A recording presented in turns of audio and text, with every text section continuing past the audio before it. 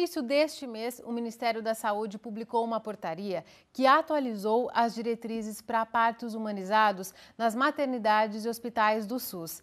Você vê agora porque tanto a mãe quanto o bebê só têm a ganhar com o parto humanizado.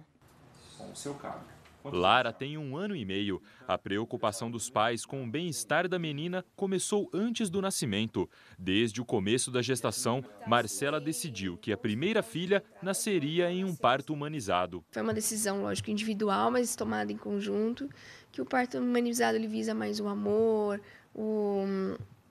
a conscientização da situação em si, que é trazer a vida, uma nova vida. E o respeito à mulher, principalmente ao respeito das decisões da mulher. Nada de anestesia, nem hora marcada para cortar a barriga. Foram 6 horas de trabalho de parto até que Marcela tivesse as condições ideais para dar a menina à luz. Lara nasceu em uma banheira com água e logo foi acolhida pela mãe. Foi um parto tranquilo, um parto rápido. Foi respeitado, sim, todas as minhas decisões, apesar de ter sido hospitalar, todos os meus desejos foram satisfeitos. Eu tive o contato imediato com a minha filha, ela veio já imediatamente para os meus braços. Foi bem interessante. Durante o trabalho, o pai geralmente aguarda angustiado na sala de espera. No parto humanizado, o Tiago foi parte integrante do processo. Eu me senti um pouco, vamos dizer, mãe ali no momento, né? Participando do parto junto com a Marcela. Sentindo as emoções, o que ela estava sentindo, tranquilizando ela nos momentos de sente um pouquinho mais de dor, né? E, né, dando um apoio moral, é isso que você quer, é isso que a gente quer, né? Que está buscando, então vamos lá. Agora, gestantes de todo o Brasil terão oportunidade de virar mães com condições melhores e mais naturais. No começo de maio, o Ministério da Saúde atualizou as diretrizes para os partos feitos nas maternidades e hospitais do SUS. O objetivo é humanizar o procedimento e dar melhores condições à mãe e ao bebê. O recém-nascido deve ser colocado no abdômen ou tórax da mãe assim que o parto terminar. O cordão umbilical só pode ser cortado depois que parar de pulsar. A criança deve ser amamentada na primeira hora de vida. E os exames físicos, limpeza e pesagem do bebê só podem ser feitos depois desses primeiros passos.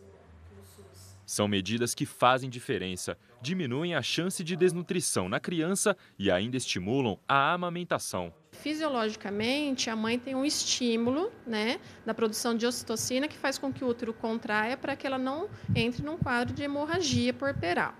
O fato do bebê sugar.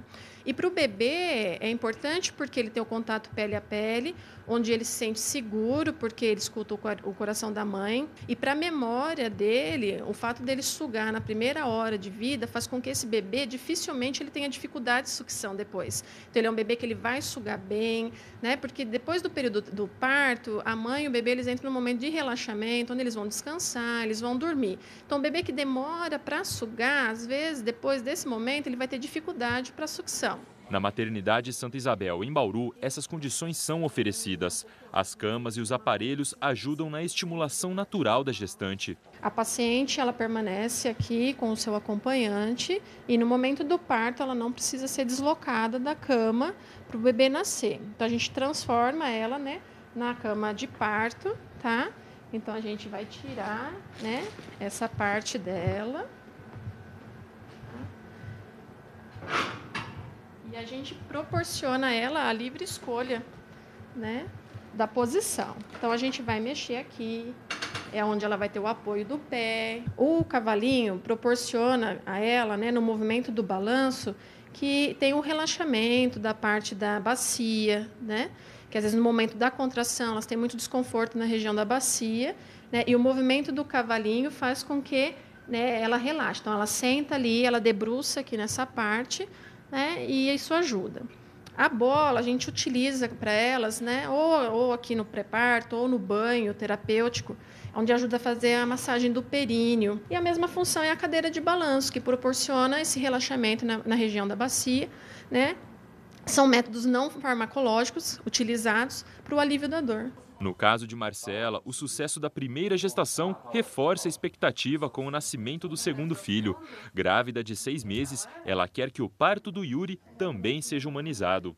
Desejamos que seja da mesma forma, né? Bem gostoso, e que a Lari participe também. A gente tem um desejo futuro aí de um parto, quem sabe, em casa, domiciliar, mas são decisões que só na hora a gente vai poder saber. As novas regras para partos humanizados são obrigatórias apenas nas maternidades públicas. As particulares estão submetidas à Agência Nacional de Saúde Suplementar, a mesma que regula os planos de saúde. E a gente fala mais sobre partos humanizados com o obstetra Nilton Alcântara, daqui de Bauru. Doutor Alcântara, muito obrigada por sua presença aqui no Nesp Notícias. Muito obrigado. Nós vimos aí as novas diretrizes do Ministério da Saúde, colocar o bebê sobre a mãe assim que ele nasce, ter um momento certo de cortar o cordão umbilical, amamentar logo que nasce. Que outros benefícios, doutor, essas medidas podem trazer para a mãe e para o bebê? Eu acho que o principal é você colocar realmente a mãe como protagonista na situação do parto, né?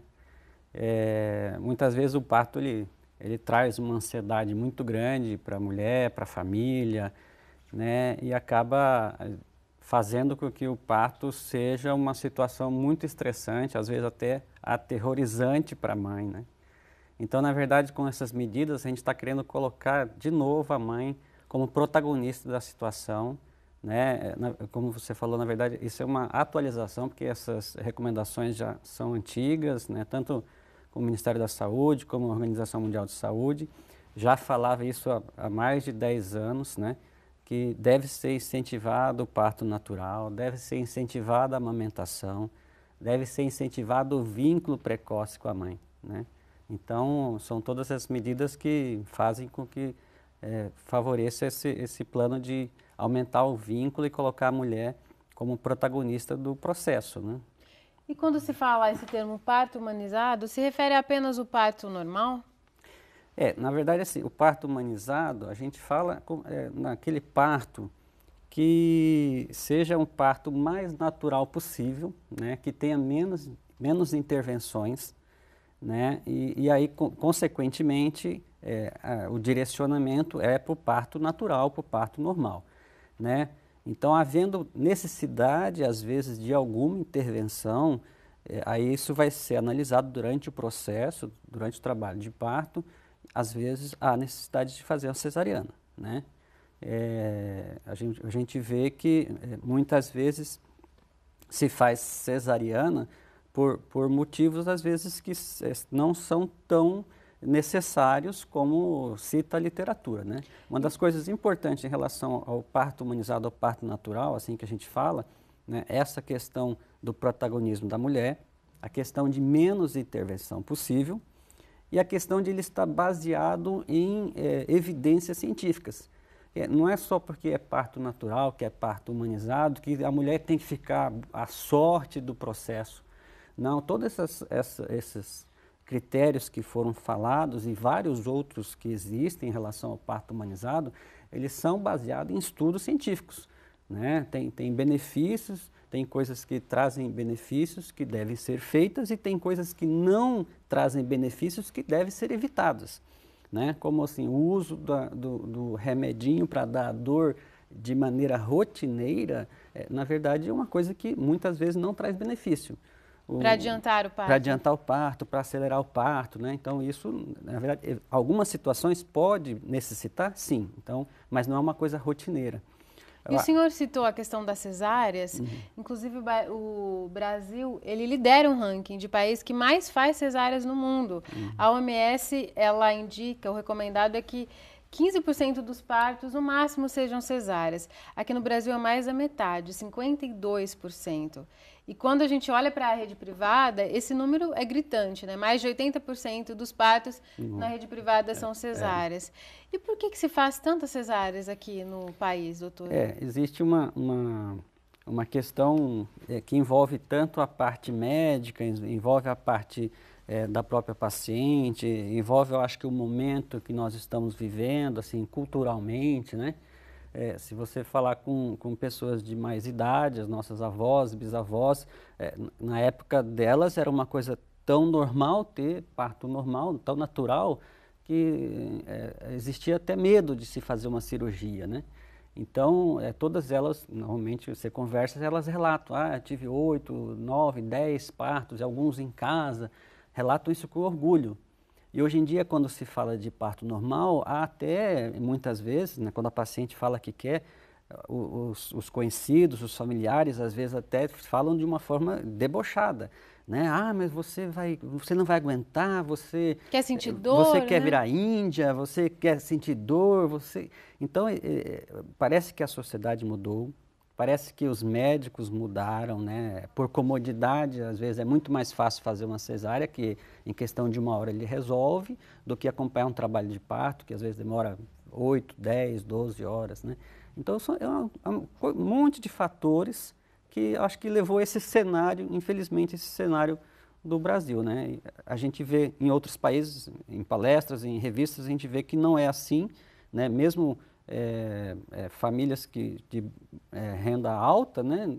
Tem partos normais também. Se você for na Europa, nos Estados Unidos, né? Tem as famosas aí, Gisele Bündchen, então tiveram partos normais. Isso é normal. Inclusive parto em casa. Domiciliar. Na reportagem, né? Ela citou que tem vontade de ter um parto domiciliar. E, doutor, há algumas mulheres que argumentam que têm medo de fazer o parto normal porque os médicos no Brasil já não estão mais acostumados a esse tipo de parto. Procede essa preocupação? À medida que foi acontecendo, né, cada vez foram se tomando essas intervenções, o modo de atendimento, né, acabou, acho que, caindo num atendimento que acaba sendo desagradável para a mulher, né? Então, não adianta também só ser um parto vaginal, né? Quando a gente fala em parto natural, em parto humanizado, como eu disse, é aquele parto que você tem menos intervenção possível. Aquelas intervenções que são prejudiciais, aquelas intervenções que são desnecessárias, né? E se acostumou a fazer parto de uma forma bem intervencionista. Então, por isso que hoje em dia pode-se até dizer que os médicos e todo o sistema de saúde, tanto o sistema público como o sistema, né, de convênios, eles não incentivam o parto, eles, né, de uma certa forma, eles incentivam sim a cesárea, né, infelizmente. Mas a gente vê aos pouquinhos que está tendo um redescobrimento, um retorno, então isso é importante. E a cesárea, ela é indicada para casos específicos, né? Quais seriam, por exemplo? Olha, é claro que, quando como eu falei, em casos que são necessários, as intervenções, elas devem ser feitas, né? Então, apesar de a gente apoiar um parto natural, um parto, né, sem intervenção, mas ele não deve deixar de ser monitorizado, ele não deve ser um parto de risco para a mãe, para o bebê. Então, nas situações, por exemplo, se há um prolapso de cordão, que é uma situação em que o cordão sai na frente da cabeça do bebê, não vai ter condições de nascer, porque aí o bebê estaria ele mesmo colocando a circulação dele, comprometendo a circulação dele, diferente da circular de cordão, quando o cordãozinho enrola no pescoço, que normalmente não causa problema nenhum, né? Olha, muitas vezes é uma contraindicação de parto normal, é colocado, né? Por exemplo, quando a criança está tendo um sofrimento intraparto, né? Então é feito um monitoramento, é acompanhado os batimentos cardíacos do bebê, e quando há um sofrimento intraparto, você não vai deixar que esse sofrimento comprometa o bebê, então é indicado uma cesariana. Quando a placenta está localizada à frente também do bebê, ela está, né, na abertura do colo do útero, então assim que começar a ter as contrações, que começar a ter a dilatação, vai sair a primeira placenta, então vai comprometer a circulação do bebê. E alguns outros casos de patologias graves, né, pré-eclâmpsias graves, alterações, né, graves do bebê ou da mãe, sim, aí seria indicada a cesariana.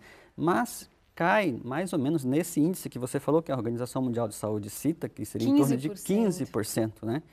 Você tem uma ideia, os Estados Unidos eles estão preocupados que lá está em torno de 20%, 25%, eles estão super preocupados, que estão com cesarianas em torno de 20%, 25%. Aqui no Brasil, infelizmente, a gente tem um índice alto, né, que não se justifica cientificamente. Aí são essas outras questões que a gente já falou, né? Tá certo, doutor Alcântara. Muito obrigada por suas contribuições. Tá, eu que agradeço. O Unesp Notícias fica por aqui. Em nosso site você pode rever as reportagens desta edição. A gente volta a se encontrar amanhã às 5h30 da tarde, ao vivo. Tchau!